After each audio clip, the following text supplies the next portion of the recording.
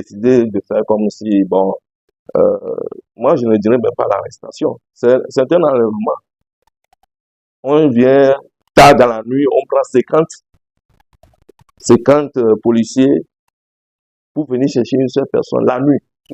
C'était de l'enlèvement, c'était même pas de l'arrestation. Donc on ne peut pas passer du revers de la main sur les conditions dans lesquelles il a été enlevé. D'abord, selon les droits de l'homme, on ne peut pas venir arrêter quelqu'un sans lui présenter un mandat d'arrêt. Un mandat d'arrêt que je voudrais que mes concitoyens comprennent qu'en réalité, lorsque les forces de l'ordre viennent chez vous, ils doivent vous présenter un mandat d'arrêt et un mandat d'amener.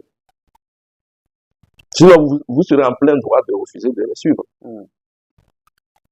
Donc, en temps normal, c'est du droit du citoyen de demander quel est le mandat d'arrêt. Le mandat d'arrêt. Quand vous venez m'arrêter, vous devez, les forces de l'ordre qui viennent, ont l'obligation de présenter un mandat d'arrêt.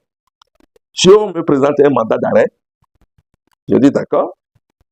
Donc, ça veut dire que derrière ce mandat d'arrêt, il doit y avoir une convocation de la part du procureur de la République.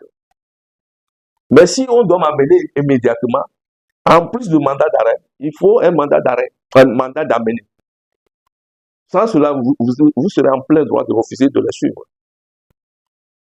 Il faut que nous sachions cela. Mais est-ce que nous sommes en face du banditisme d'État? Ah, je ne le qualifierai pas comme ça. C'est une répression organisée. Banditisme, c'est peu.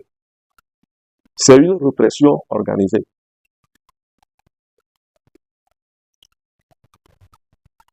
Parce que souvent, je me méfie de certaines locutions, de certaines appellations.